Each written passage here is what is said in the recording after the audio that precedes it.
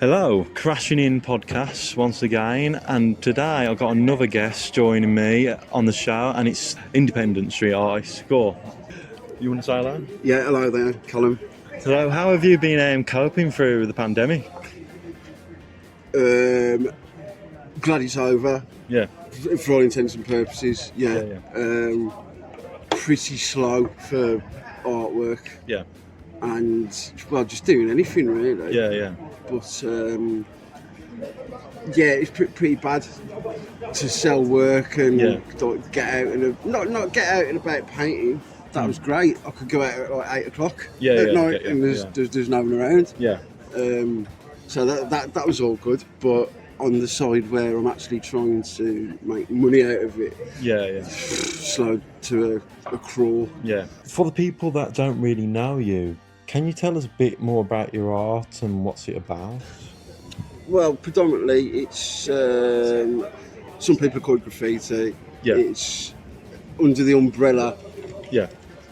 But it's street art, so it's stencil work. They do like some freehand stuff with it, but I suppose it's got a bit more of a socio-political edge to it. Yeah.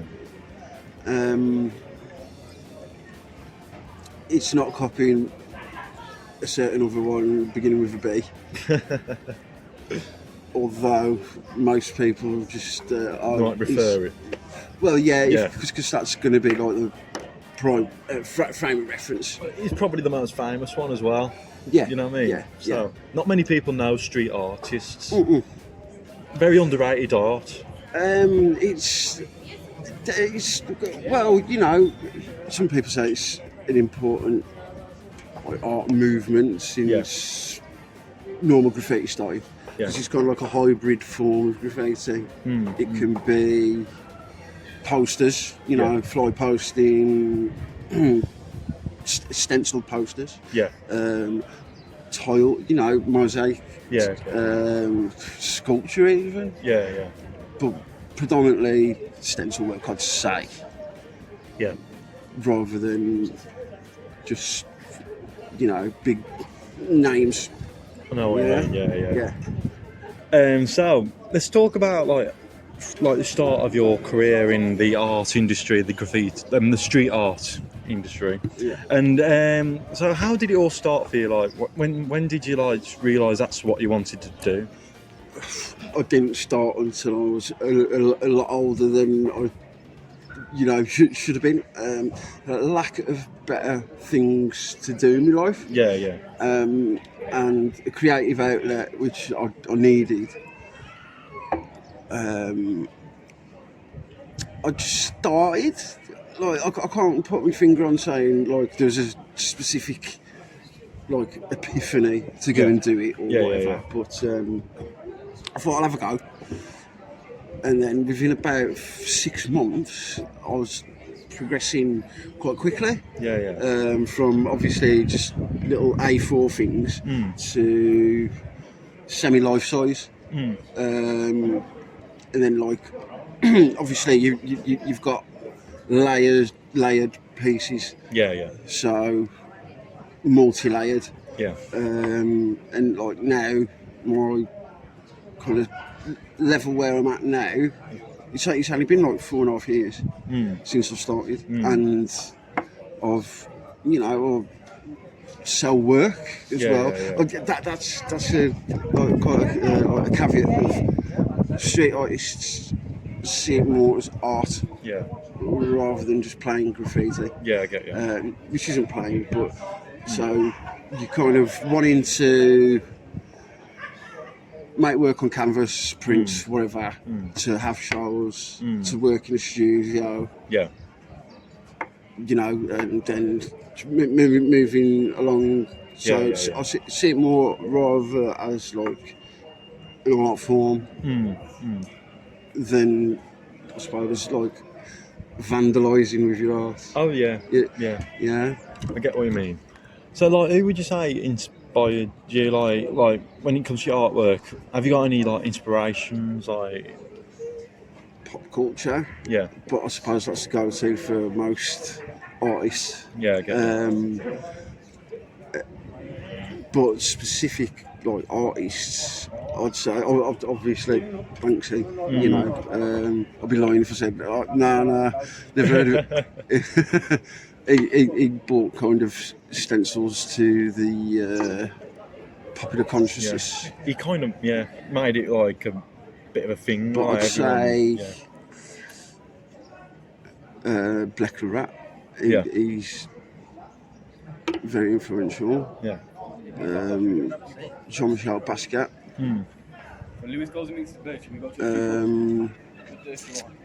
But you know, in formative years, pop art, I really like that as well. It's like the 60s stuff, like. Yeah, man, definitely. Not Warhol specifically. Or I don't know, more Lichtenstein, Roy Lichtenstein. Yeah. It's like obviously Warhol's a bit of a obvious one, isn't it? Yeah. You know what I mean? Polarising figure as well. Yeah. So when it comes to the likes of Banksy and all that, when you first discovered like artists like that, the street artists, did you just go off that? Did you just like it and just thought that's something you wanted to do or get into? Or Well, I thought that there's something that I could kind of put my own like stamp on, I suppose. Yeah. I think like, looking back in life, I've always kind of, I don't know, been a bit quiet. Yeah. Felt a bit invisible. Yeah. But then like when I do this, people pay attention. Oh, well, So it's not like attention seeking, but kind of people that like interact with it, listen to what it says, and you know, I get messages off people like on Instagram, interacting, like, you know, asking questions and stuff like that. Whereas if I wasn't doing it, I suppose, you know, I'd just be no one's going to ask me anything, are they? I've you know, certain like worldview I kind of put into it more than like a political agenda. Okay, Yeah. So that's whilst we're on the subject of that, where would you find like all your artwork and that? Predominantly in Wolverhampton. Yeah. Go down most streets in the city centre. You'll find something. But the council are not my biggest supporters, must I say. Aren't they? No, they're not. So it's a game of, you know, catch up with them. Yeah. They'll do something, it might last a month, might last some things have lasted like over a year, a couple of years. Do they like scrub it off sometimes? They'll sometimes really badly paint it out, so you can still see it underneath the whitewashing. Yeah. So then do next thing. Yeah. Right, let's talk about the one you done outside of Stylish Records. Because apparently he was doing that in broad daylight. So what was that like doing? You see, painting in the day is a little bit different, obviously, than painting at night. You know, it's 11, 12, 1, I'll go out. Yeah. So chances of people interacting with that is a lot less. You kind of get two types of people who come up and ask you really silly questions and say silly things like, how much would it be to do my face? Like, your face? Yeah. Like, what does that? Could you do that on my wall? Right? are we going to sort out doing that then? Yeah. And then you tell them a price, and then Enjoy look the at you overtime. like you've gone out. Like they expect you to do it for like a tenner.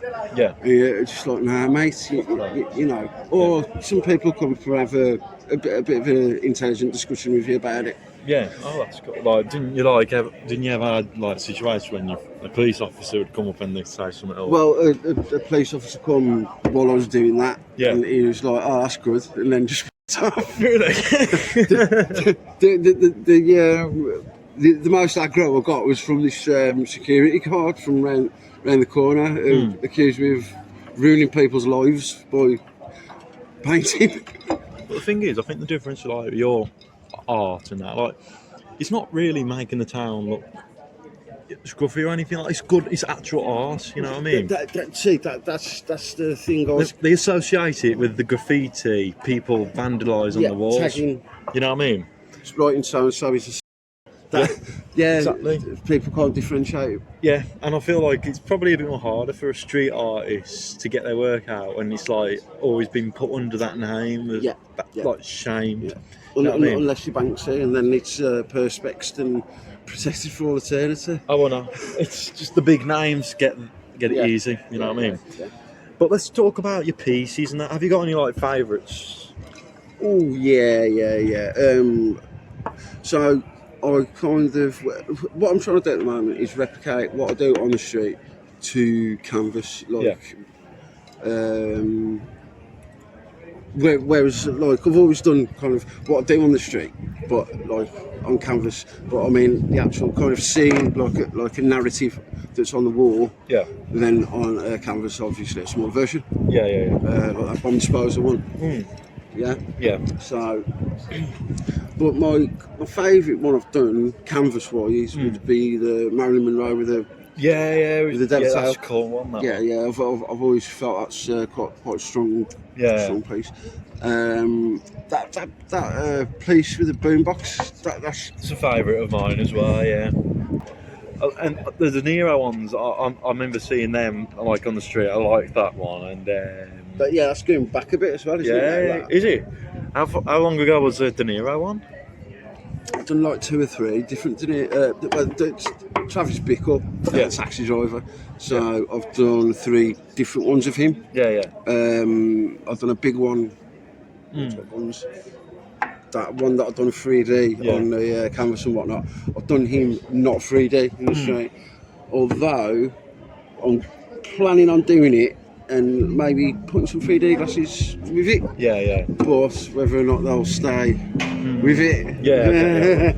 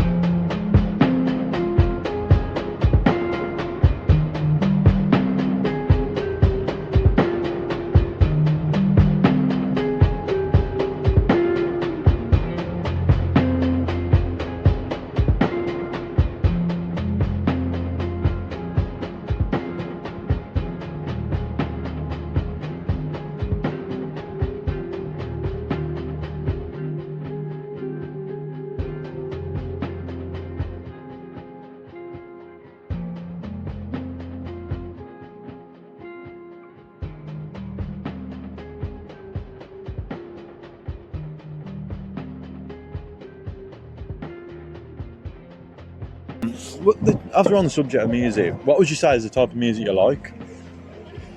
I'd say punk rock. Yeah. Yeah, definitely. Ska punk. Ska punk. Being young in the 90s, so you've had that big US influence, like, well, more commercially, you'd have like No Doubt, but Rancid, Operation Ivy, and then Choking Victim. Choking Victim, Leftover Crack. I know them, but I never really listened to it, to be honest. Like, it's pretty niche stuff to. Okay, so someone who likes R&B, say for instance, ain't gonna even have a clue really. So it's some been invested in since I was young.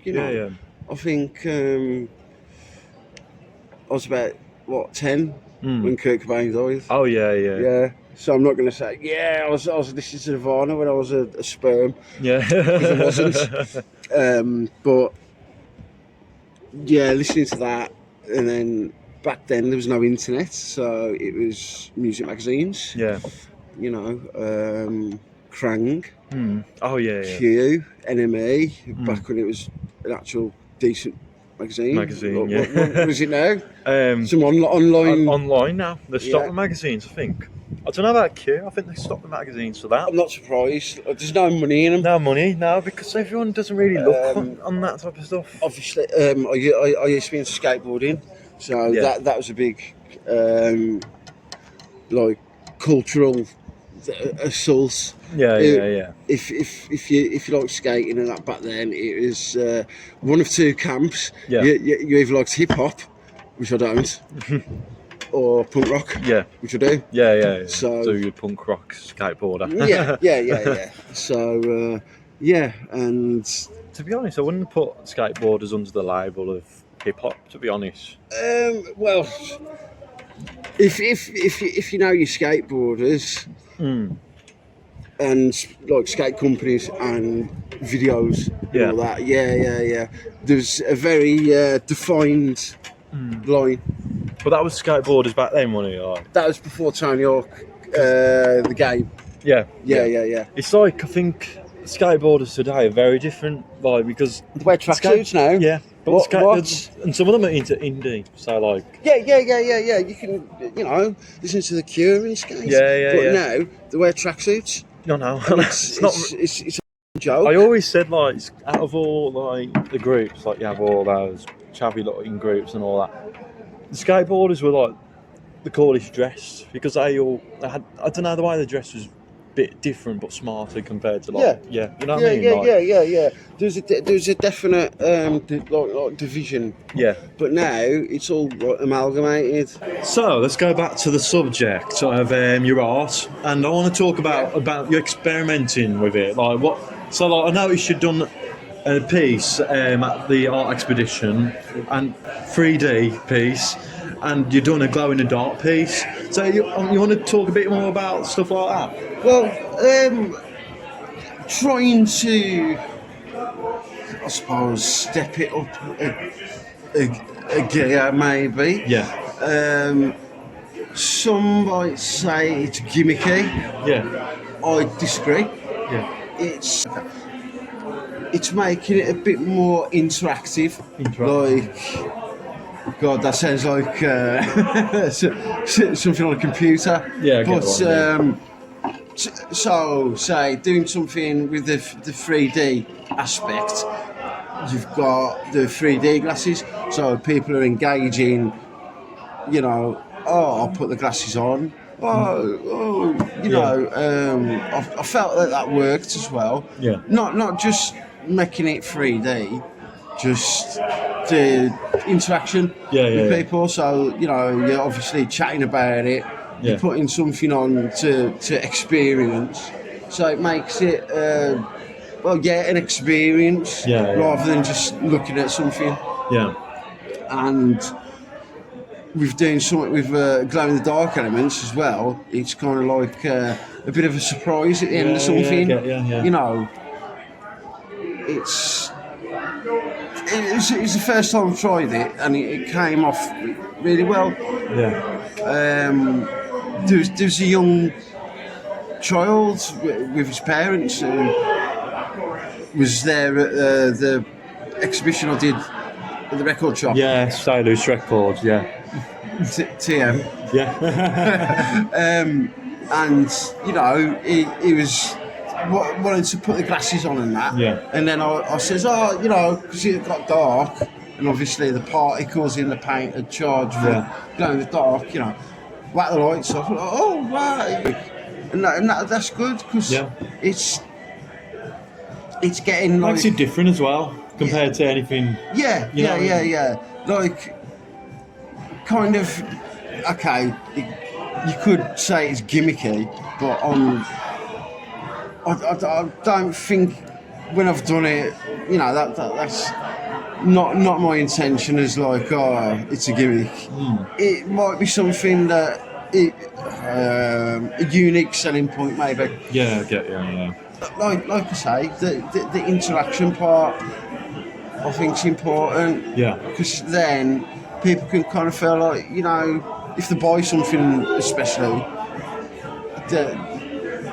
okay, right, you know, they've got it there on it, but they can be involved in it. Yeah, I get what you mean, in an aspect like. Yeah. But as we was on the subject of the art expedition at the record shop,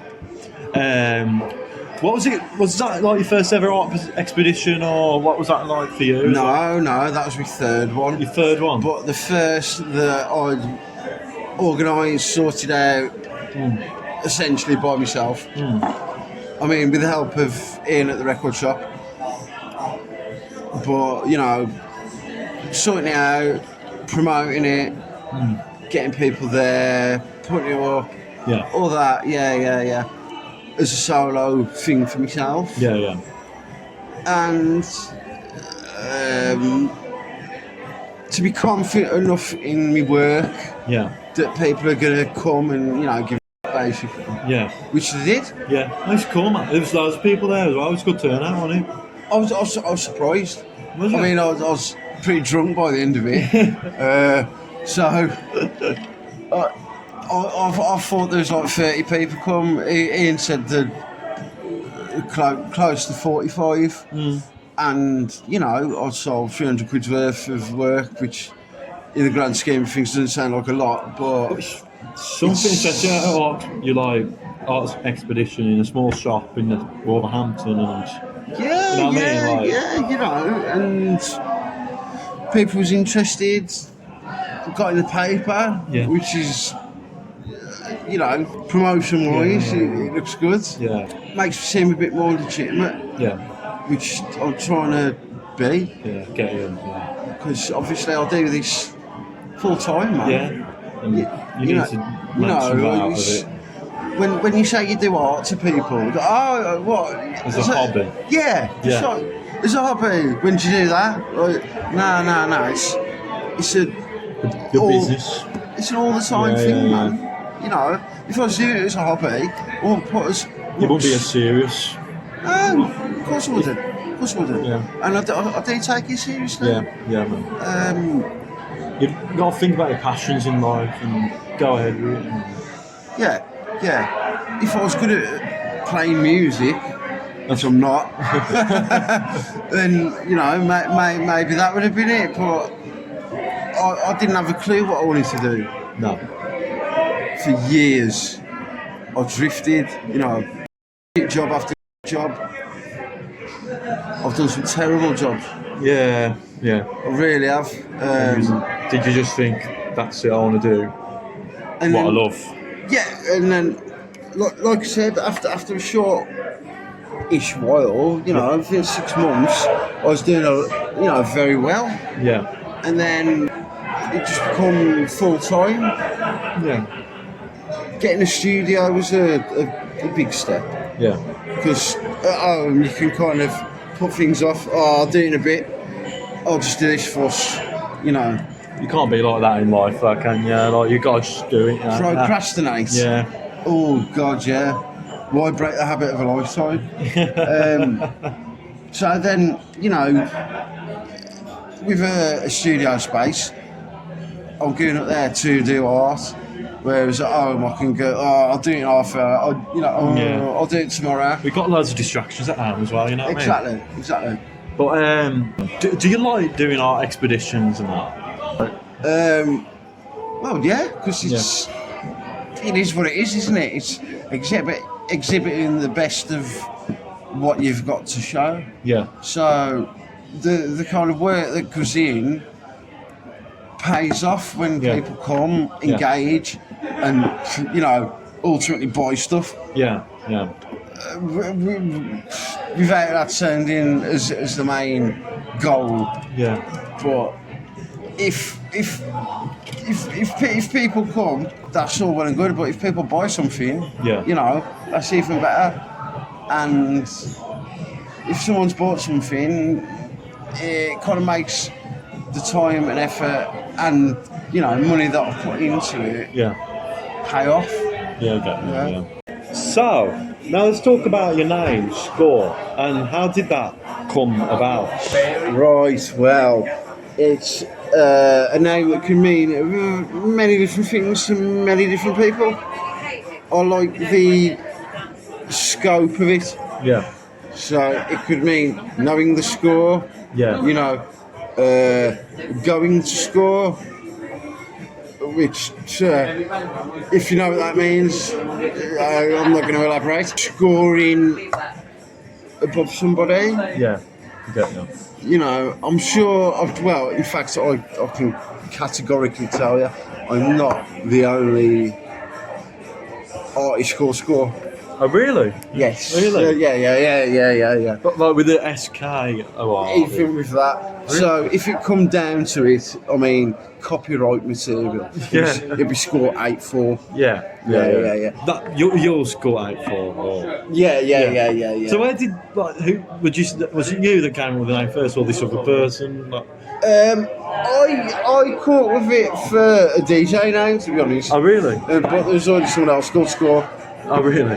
Spelt the same. Yeah. But art-wise, there's graffiti artists called Skore, but there's no street artists called Skore. If you can get the, difference. The definition between two. But if it comes down to copyright, which is quite a vulgar term, generally speaking. It'd have to be, I'd be Skore 8-4. Yeah. Like 1980 Skore. Yeah. But it's like, I was going to say, something you said earlier. Could you tell us the difference between a graffiti artist and a street artist? Yeah. Okay. So, from my own personal experience, to my mind, okay, I paint on the street. On the streets. Whereas graphers might paint subways or legal spots even. So I very rarely paint anything legally. I mean, if someone's commissioned me to do like something for them, that's about as like legal as my stuff gets. So when stylists ask you to do that? Yeah. Someone asked me to paint something in their house or paint something on like someone's wall. Yeah. But generally, I'm not painting in a subway. I'm not painting in a legal spot. I'm I'm painting on the street, hit and run. Yeah, I get that. Yeah. But like, do you do much of that, like painting people's houses and that, like? It comes around here and there. Yeah. So, I mean, I'd rather have them buy a canvas, to be honest. Yeah. Because do you enjoy doing that? Like, would you say it's good business? Like, it pays well when I Yeah, can. yeah. If I could get that 2-3 times a month, Yeah. I'd. Sorted. My money troubles would be over. Yeah. You know, and I'm not greedy either. No. Like for half hours work, you know, 70 quid. Yeah. Which that's fine, but for the work that goes into making the stencil beforehand, Yeah. that's what people don't see, they don't realise. So something that's life size and got like 3 layers, Yeah. that might take 7, 8, 9 days Yeah. to make at 4 hours per sitting. Yeah. It's the common denominator, so to speak, between artists and graffiti artists is spray paint. Yeah. Yeah. Get ya. So, let's talk about like where you can access your art and that. Like for the people that are listening and they want to get like see your art and that. What can we look at? Like, I'm not big on social media, but Instagram is, you know, the kind of the one for artists, and that is Skore Art on Instagram. Oh, nice one. If you want to know anything, send me a message. I'll generally reply. Like when it comes to selling your art, if someone was interested in buying your stuff, like, do they just message you? Like, yeah, message me. We can have a chat. Like I say, I'll generally reply if the message is friendly. If it's not, I'll delete it. But yeah, you know, I'm not going to give my phone number out. But yeah. You know, I'm open to questions, suggestions, whatever. Yeah. So yeah, you know, anyone wants to hit me up. That's fine. Is there anything else you want to add and that hasn't been added? Like, do you know what, Cam? I think we're all right. That's all right, man. I'd like to say, you know, thanks for having me. It's been an experience. Yeah, man. Yeah. Was it your first interview or something like that? Or it's been my first interview face to face. I got interviewed on the phone with a paper. Yeah. And I think that woman who done it was about 70 odd, because she asked me some odd questions. And being in me and you just in the pub talking. Yeah. Despite all the many interruptions. Yeah, so many interruptions.